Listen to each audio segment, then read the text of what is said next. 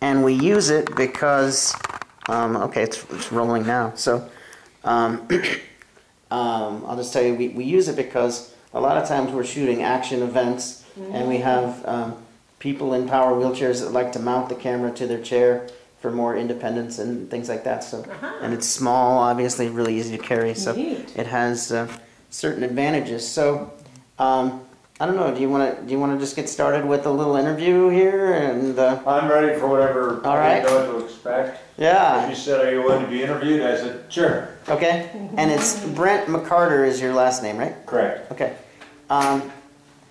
So I'll start with you, and then actually, Christine, for this first one, you might want to be like a little more off to the side, and then we'll bring you in here in a minute, because this has a very wide field of view here. So I'm here in a beautiful home. Oh, actually, before I get started here, let me turn off my cell phone. I'm sure that'll go off at the wrong time. Okay, wait a minute. That's a good idea. Yeah, I will too. We'll all be getting the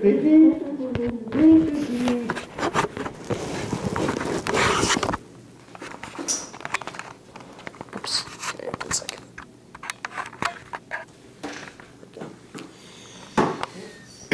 So I'm here in a beautiful home in North Portland with Brent McCarter. And Brent, I am highly impressed with your residence here. I understand you've lived in this house for 40 years. That's right.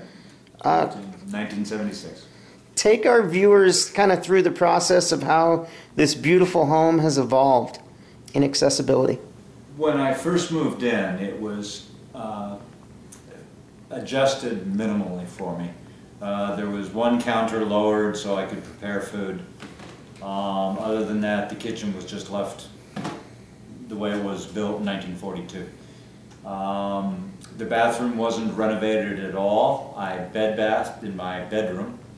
A vanity with a sink in it was installed in my bedroom so that facilitated that. And I had bathroom utility ability within the bedroom itself. And beyond that, just a ramp outside. Actually, initially, it was an elevator out front, which was terrible, because in Portland, if it was raining hard, and you're sitting on this little elevator, this industrial elevator going to get up to the front porch, by the time you got in, you were drenched. So at least now, you know, it evolved quickly into a ramp out back. But beyond that, that was the extent of it. As it's evolved,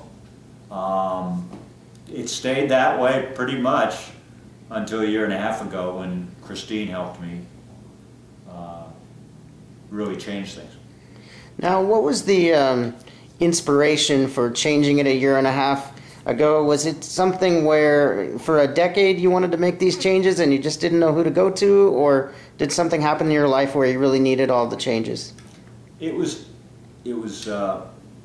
about 2 decades that I'd wanted to do something, and it was always, yeah, I'll do that someday. And it's one of the realities of life that as you get older, you start realizing that there's less some days in front of you than behind you. In addition, I had lost a beloved dog. I just felt ready to make changes in my life that would facilitate life being easier and more comfortable. I want to stay in my home, and as I age, I know that that becomes more and more challenging. It just is a reality.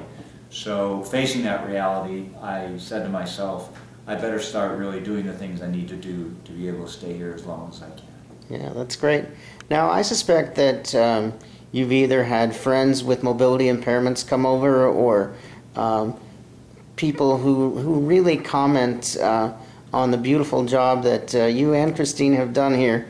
What's some of the feedback that you get? Very, very positive. From every angle. I mean, I haven't had a lot of disabled friends see it. I guess mainly because I'm not real plugged into the disability community. But the friends that I've had come over, of acquaintances, or those that work in construction industries, they all comment because they know someone that's disabled. So they realize, they go, whoa, this is a really good setup for you, isn't it? They also, what I've enjoyed is the feedback from the friends that knew it as it was before Christine, sort of the pre-Christine and post-Christine. And it's astounding. I had not done anything to it since 1992, and what I had done was very male, tan, off-white, brown trim type of approach. And I had been a smoker for 16 years, so it was incredibly nicotine stained. I had gone through 2 dogs who had lived their entire lives in this house, and as dogs start to decline, they have certain functions that destroy a wood floor. And so all of that contributed to a really nasty environment. It wasn't terrible, but it just certainly could use what it got.